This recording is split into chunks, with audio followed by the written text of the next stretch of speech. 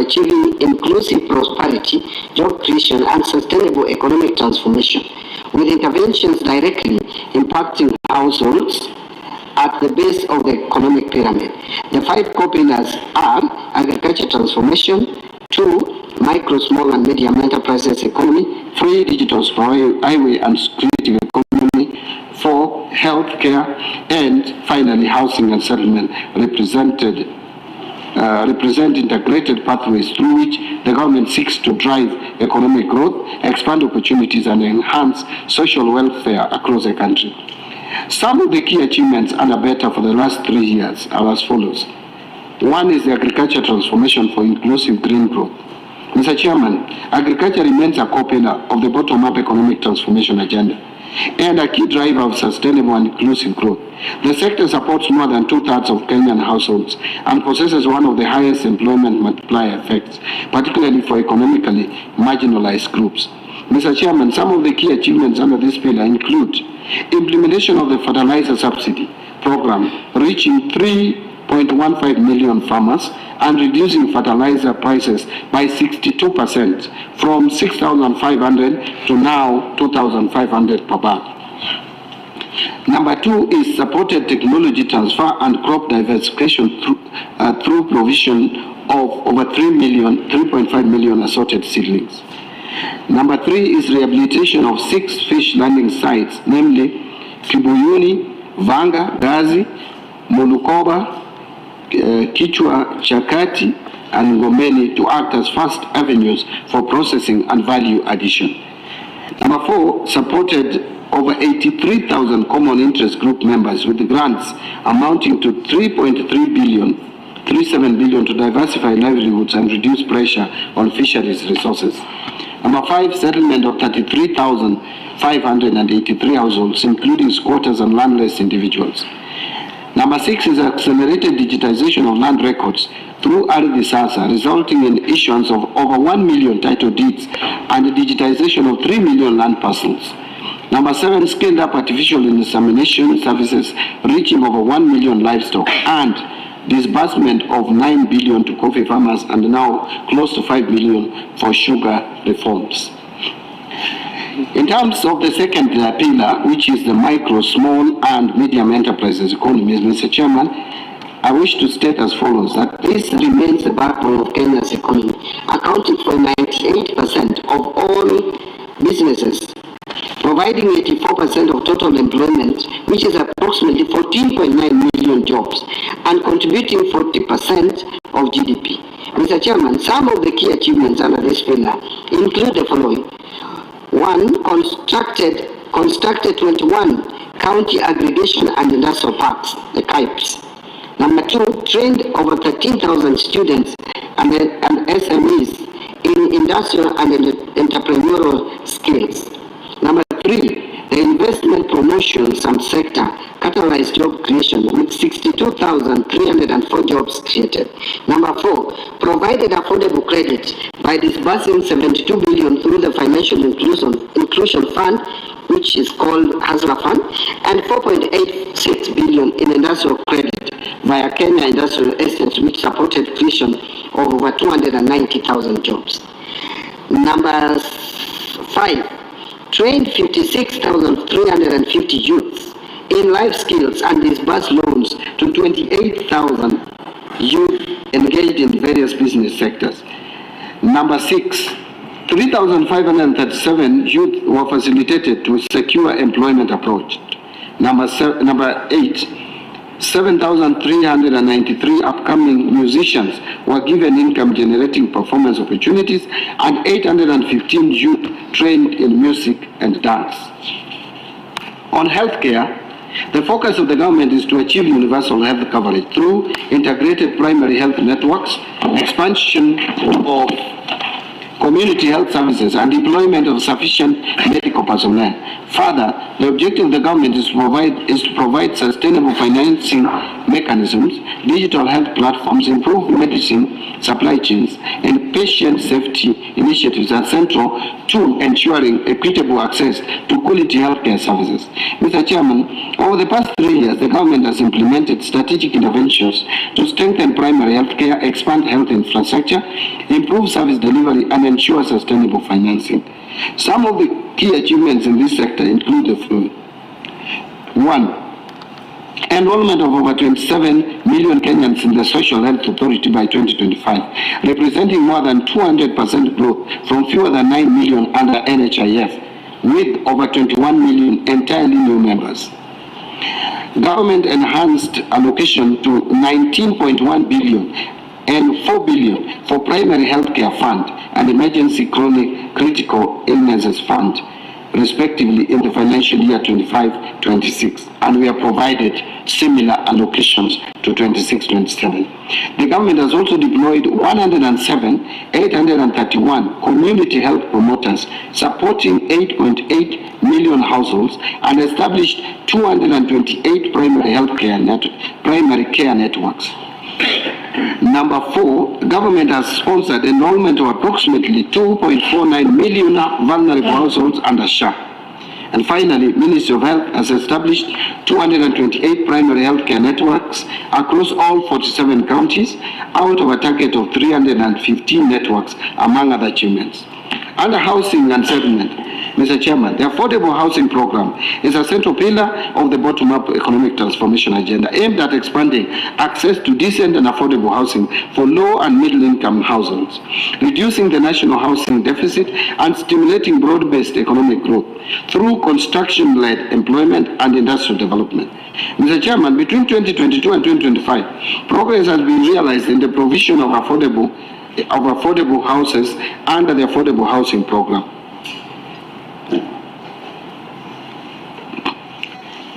Currently, 214,000 housing units are under construction across all 47 counties, marking significant progress towards national housing objectives. The following has been achieved.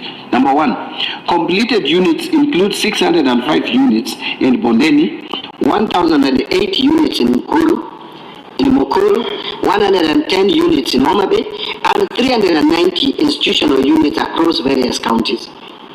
Number 2, ongoing projects include 83,000 affordable units, which is 32% completion, or have attained 32% completion rate. 44,800 are social housing units, which are at 70% completion, and another 11,527 institutional units, which are at about 22% completion. 1,189 units have been handed over to beneficiaries. Additional progress includes packaging 178,000 student beds for universities, TVETs, and KMTCs, with 74,000 under construction. And the number 5, market infrastructure expansion includes, this is a massive market infrastructure that I think has been realized in independent Kenya. 44 markets completed, including 10 market sheds, 30 ESP markets, and 4 modern markets. 276 modern markets under development across the country, with another 175 at early stages, and an additional 34 modern and 205 ESP markets under construction at approximately 48% completion.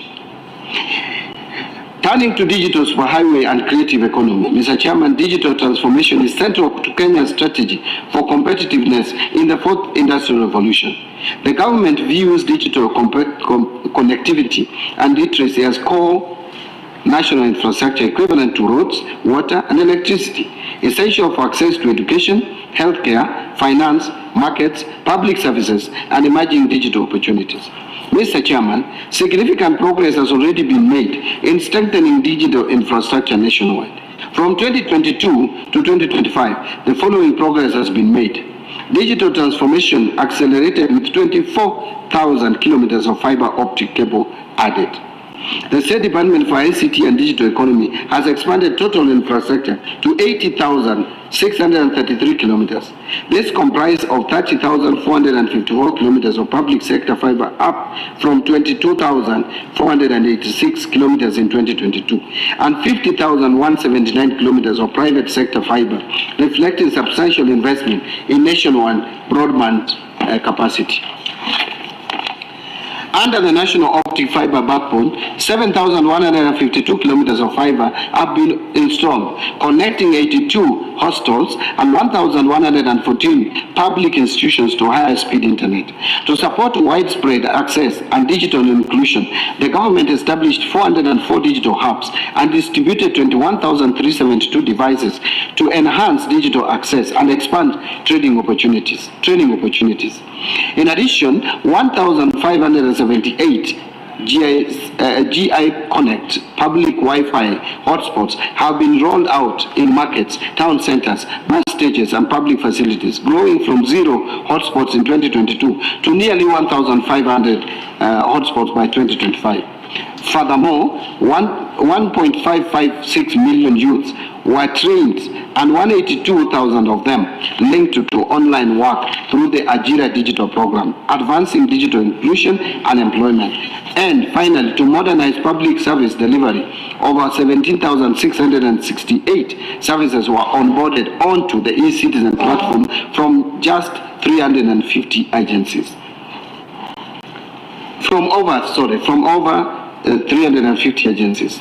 Mr. Chairman, the policy priorities of the government for the financial year 26-27 and medium-term budget will be firmly anchored on the bottom-up economic transformation agenda, which remains the central framework for delivering inclusive growth, expanding economic opportunities, and improving livelihoods.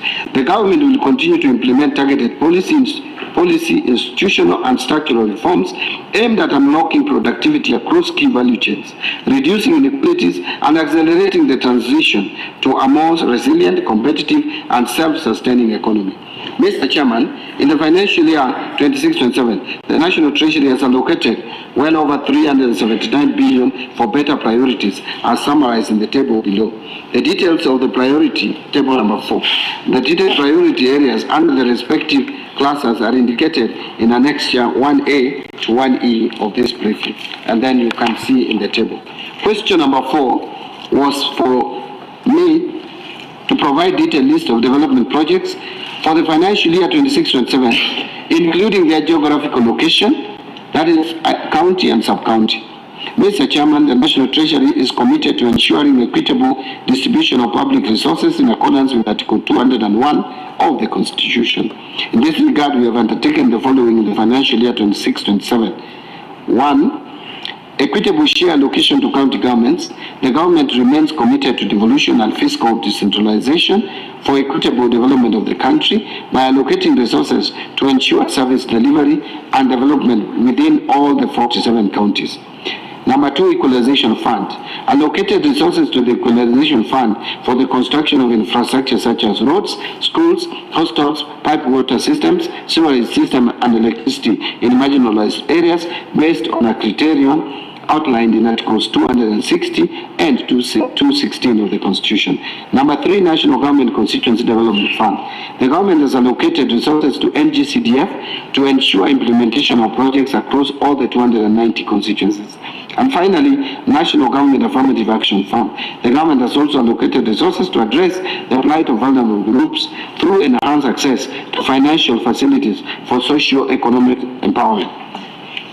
Mr. Chairman, we acknowledge that the Integrated Financial Management Information System, IFMIS, has established a standardized chart of accounts that includes a segment dedicated to geographical location, which is essential for budgeting purposes. MDS have allocated resources to projects across the country in road construction, provision of water, markets, and other infrastructure projects. We have, however, observed that in most cases, the geographical locations were not properly reflected by MDS. Going forward, the National Treasury will ensure that this information is well reflected.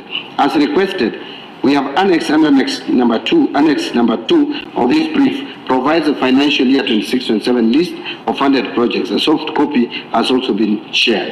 Question number 5, status of public-private partnership projects and their anticipated fiscal implications over the medium term.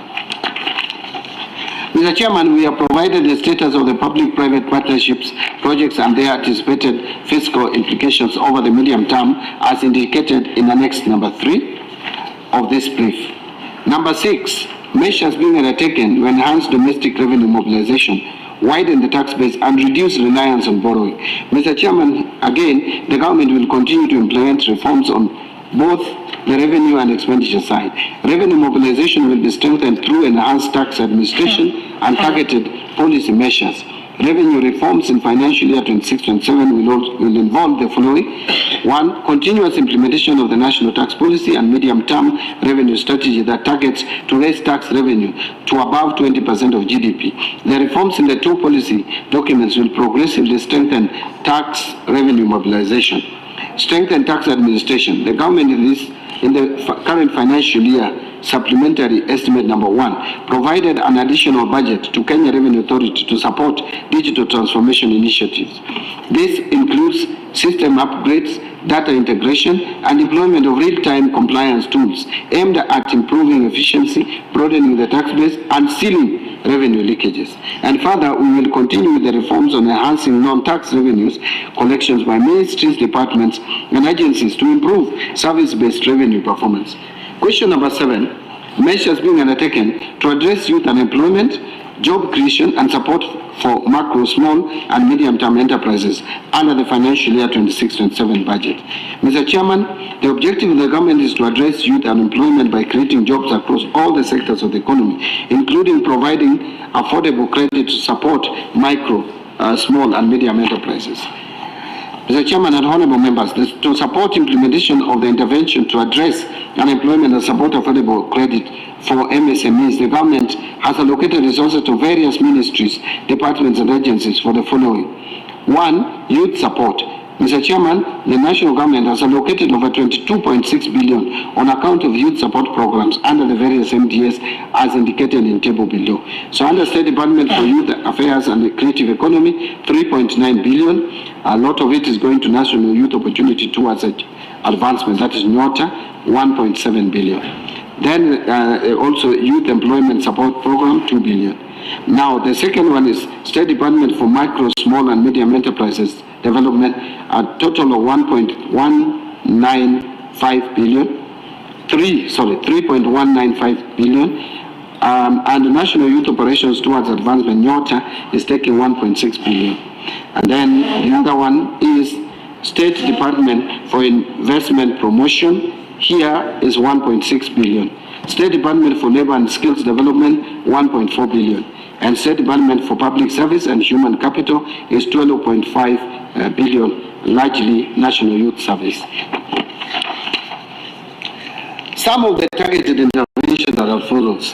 1 is training youth on entrepreneurship and business development, supporting youth-owned enterprises with financing, facilitating youth to access apprenticeship and employment opportunities, training youth in life skills and market-relevant technical skills under the NYOTA program, supporting access to overseas employment opportunities, supporting youth to market their products and services, and youth paramilitary training as well as vocational training and job creation under NYS. Internship programs. Mr. Chairman, in the financial year 26-27 budget, the national government has allocated over 21 billion for the internship program to support youths under the following MDS. 2 billion under Public Service Commission, 8 billion for the teachers, 9.3 billion for the health professionals, and 1.5 billion under the affordable housing. Mr. Chairman, further, in the financial year 26-27, the national government has allocated 3.2 billion for the community health promoters as a stipend. Provision of affordable credit to MSMEs. Mr. Chairman, as indicated earlier, the macro, small, and medium enterprises sector remains the backbone of our economy, accounting for 98% of all businesses, providing 84% of total employment, which is approximately 14.9 million jobs, and contributing 40% to our GDP. Mr. Chairman, over the past 3 years, the national government has allocated resources for affordable credit through the Financial Inclusion Fund or Hustlers Fund. Further, we have other funds such as Kenya Industrial Estates, Credit Guarantee Scheme, WESO Fund, Youth Enterprise Development Fund, Women Enterprise Fund, Agricultural Finance Corporation FC for the provision of credit to the youth, women, and unemployed to venture in MSMEs, among others.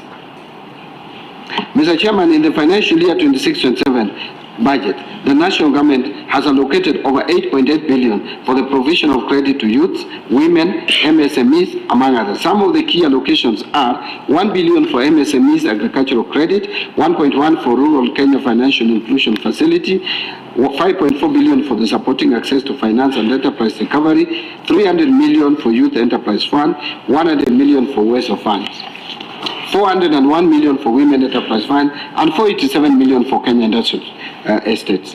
Mr. Chairman, the implementation of the affordable housing scheme is creating approximately over 500,000 jobs annually. In the financial year 26-27 budget, the national government has allocated 110 billion for the affordable housing program. This is expected to create more jobs as well as stimulate growth in the MSME sector under the Juakali industry. Mr. Chairman, the national government over the years has enhanced the provision of subsidized fertilizer to farmers. The agriculture sector forms the backbone of our economy through provision of food security and creation of employment. In the financial year 26-27 budget, the national government has allocated 18 billion for the fertilizer subsidy as well as 2 billion for seed subsidy to promoting the agricultural sector. Mr. Chairman, we take cognizance that the informal sector is a major contributor of employment in the economy and thus serving as the primary engine for economic growth and poverty reduction. The total number of new jobs generated in the economy in 2025 was 822,000, with 87% of them created in the informal sector. The informal sector employment rose by 716,000 jobs in 2025 to stand at 18 million.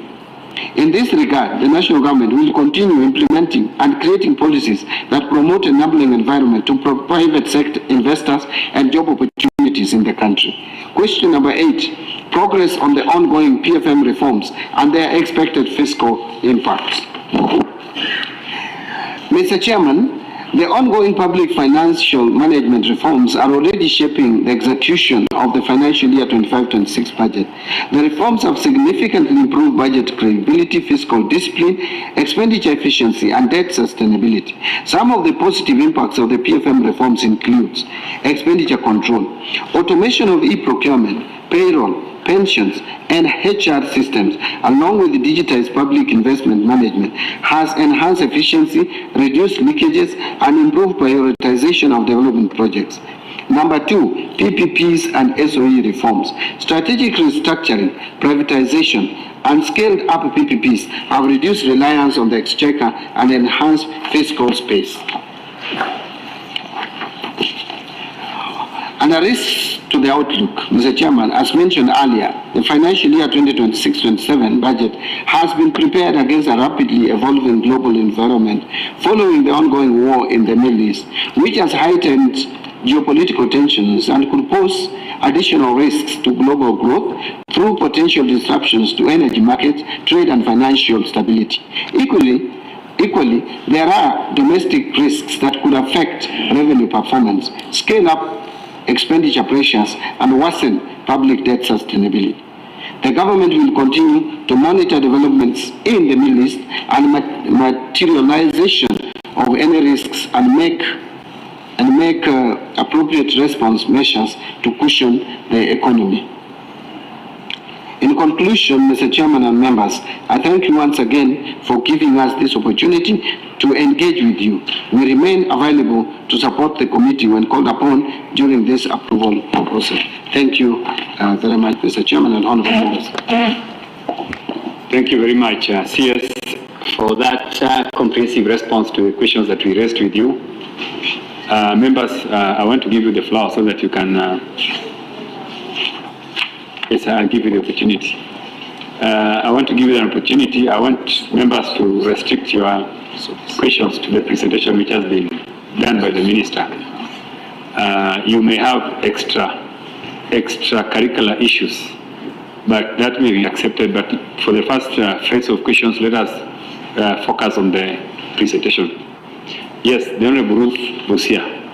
Thank you, Ruth Odinga, MP Kisumu County. Thank you for the presentation. Mine was just to point out that Annex 2 and 3, especially on the PPP and all, I'm missing here. We don't have them, the Annex 2 and 3, because we wanted to see that. That's what I wanted to say during that time. We'll probably get another chance later. Thank you. Thank you. I think you will be provided with that section. Yes, the Honorable David Chim. Thank you so much, and thank you so much, CS and the team, for a very elaborate and, sometimes especially there's so much jargon, but today the paper has no jargon at all. And so even as a lawyer, I've been able to follow vividly. I just had questions arising from the presentation on what has happened in the course of the week. About savings you are making, especially on implementation of the EGP. What is the performance so far? What savings are you making therein? What are some of the difficulties? Because it was meant to help us make some savings. The return of investments, or value for money, on the investments you make on KRA. Because you keep falling back.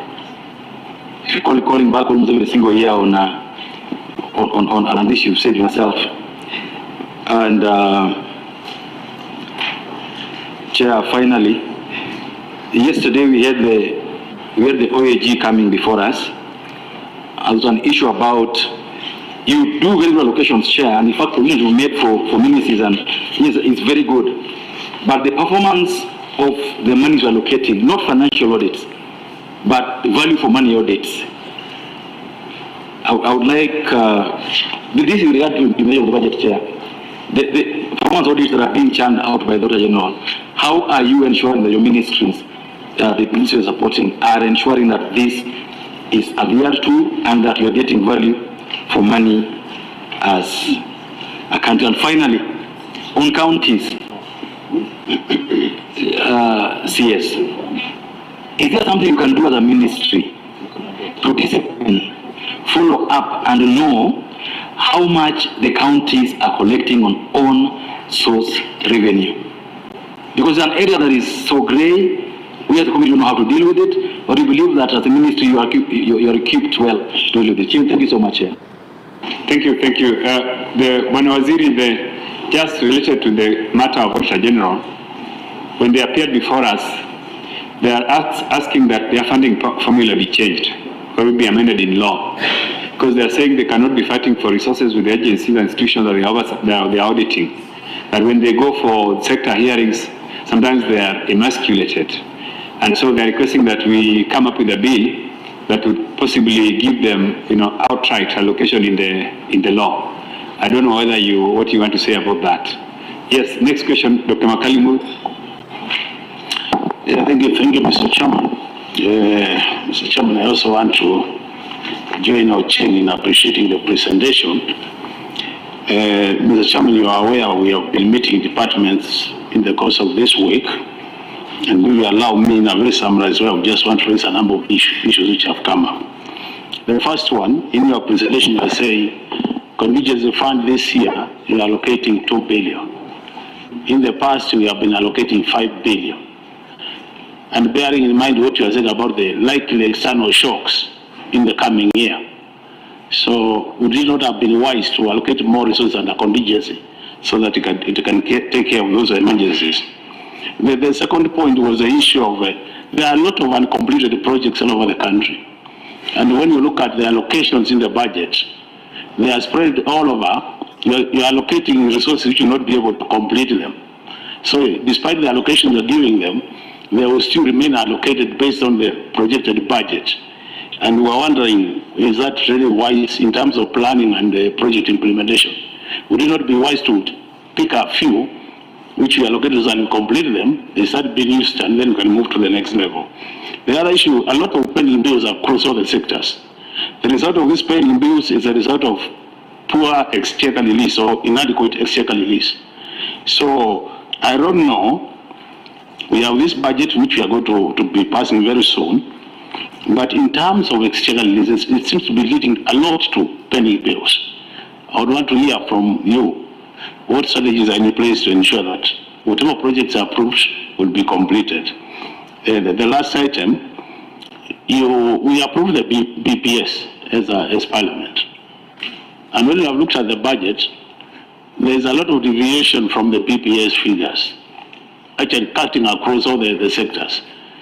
I was wondering then, are we making the BPS irrelevant?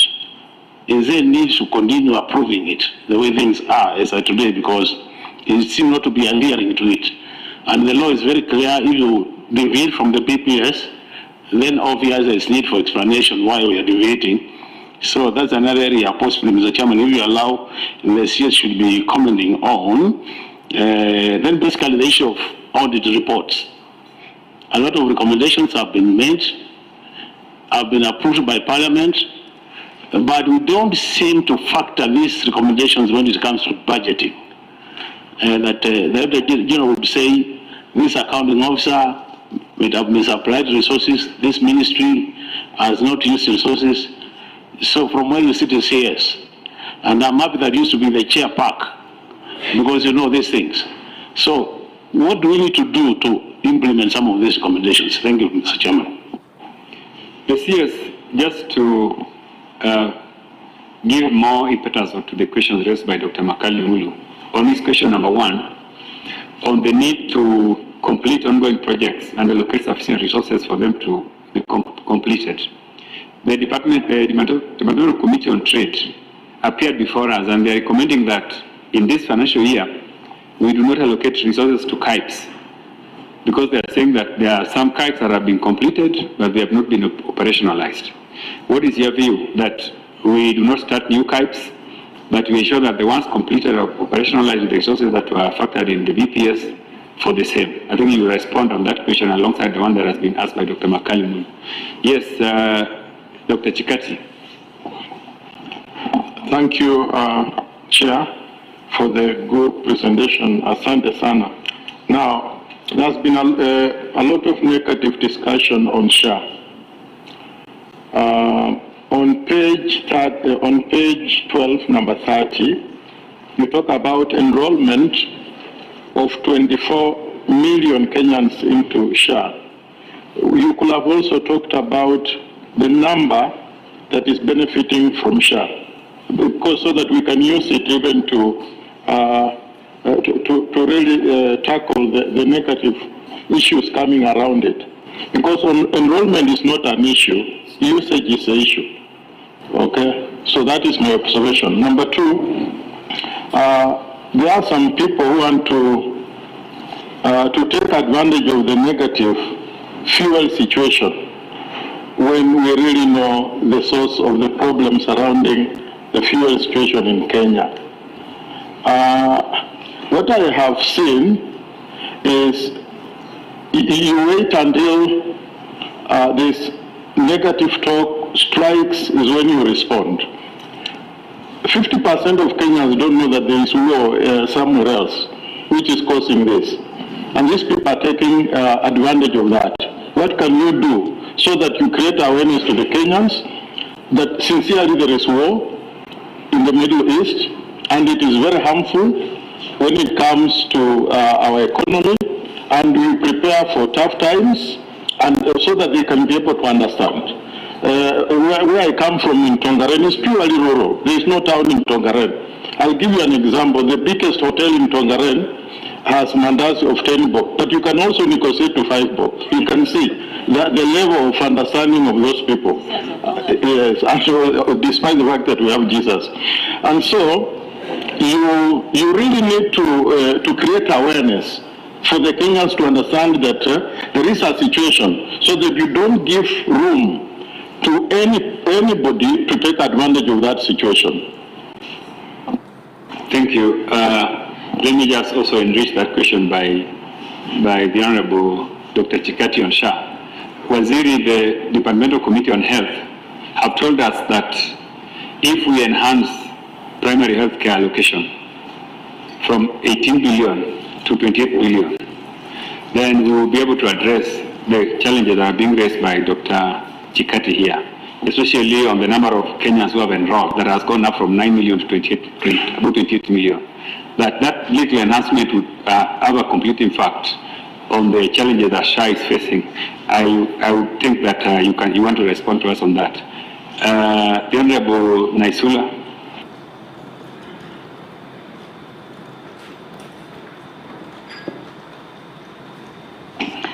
Thank you, Chairman, and thank you, CS, for your presentation. I must commend Treasury, especially on issues that touch on the youth, the issues of internship programs, the money that has been allocated to Public Service Commission, teachers and health professionals, and also the issue of affordable housing, how the youth will be engaged. And we saw also in the budget that the intern teachers, there is an allocation for them to be absorbed. So that is that's a good thing. I wanted to ask, because you have stated the subsidies that are given and agriculture, and when you look at it, it's mostly on crop. You know, as a country, we rarely see an investment, a substantial investment on livestock farming as a country, and we know what it does. So I really wanted to know the livestock component in our budget as it stands. Then the second thing is the issue of pending bills. It continues to arise, especially from most departmental committees who come before us. It would be important to know where we stand. We know there was a committee as a country. Where do we stand in terms of paying pending bills?